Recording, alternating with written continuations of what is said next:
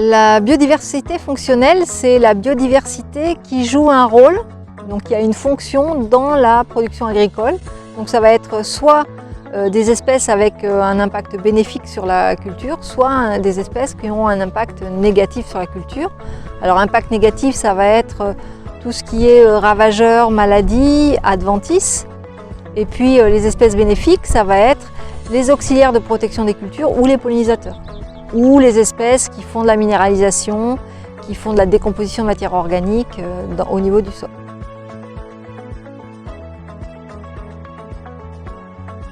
Alors pour favoriser la biodiversité au niveau du sol, les deux principaux leviers, ce sont le non-travail du sol et la présence de couverts végétaux à la surface du sol ou de plantes, enfin en tout cas de plantes à la surface du sol. Donc des plantes comme les légumineuses par exemple, la févrole, ou du tournesol ou des choses comme ça qui vont pouvoir nourrir entre guillemets la biodiversité. La biodiversité aérienne, elle, on va la favoriser, la biodiversité qui va aider l'agriculteur, que ce soit des pollinisateurs, que ce soit des protecteurs des cultures.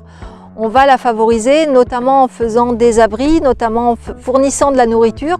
Donc ça va être soit des fleurs avec du pollen et du nectar, soit des espèces hôtes ou proies de ces auxiliaires dans l'environnement qui sont présents quand il n'y a rien à manger. Et on va trouver ça sur des bandes fleuries, sur des bandes enherbées, dans des haies, au bord de mares, etc.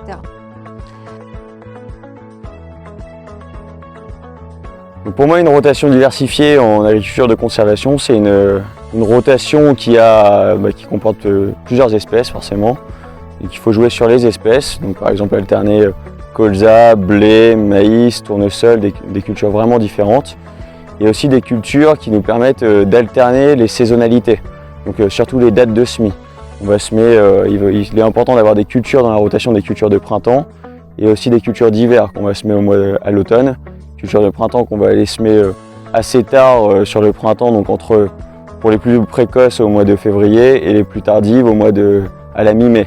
Après aussi en diversité en agriculture de conservation, ce qui est important c'est d'essayer de jouer au maximum sur les couverts végétaux en interculture pour apporter justement cette diversité dans le sol avec des systèmes racinaires qui fonctionnent différemment, qui nourrissent différentes bactéries, différents champignons. Plus on a diversifié ces cultures, plus on diversifie la vie du sol et mieux notre sol fonctionne.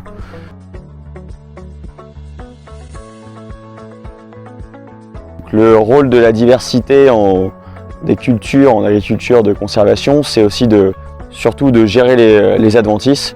Donc en travaillant avec des cultures différentes. Donc si on alterne chaque année, on arrive chaque année à viser une adventice plus ou moins qu'une autre et ne pas devenir dépendant et envahi par une seule adventice. Et la diversité des cultures va aussi nous aider sur les maladies. Si on change de culture tous les ans, on ne multiplie pas les champignons néfastes à une culture qui pourrait rester dans le sol, on change et on augmente nos chances de travailler avec le moins de fongicides possible. Et le dernier point, plus on est diversifié, plus on a aussi d'auxiliaires. Donc les auxiliaires, c'est notamment les insectes qui vont venir manger les insectes néfastes aux cultures et donc on est de moins en moins dépendant des insecticides.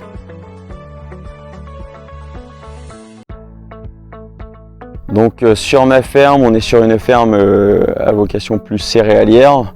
On a pendant de longues années travaillé avec une rotation trop courte, blé, orge, colza, qui fait que comme je le disais avant, c'est que des cultures d'hiver, donc une gestion du salissement compliquée. Aujourd'hui, on a décidé de diversifier beaucoup plus en alternant culture de printemps et culture d'hiver.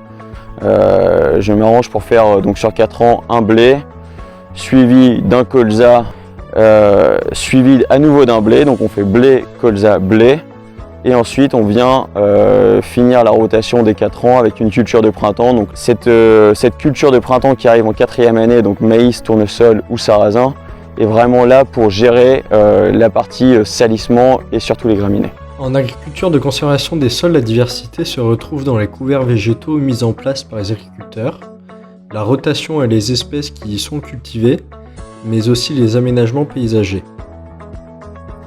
Cette diversité remplit plusieurs rôles et plusieurs services pour l'agriculteur et son système de production, notamment la gestion de l'enherbement, la gestion des ravageurs et l'amélioration de la fertilité des sols.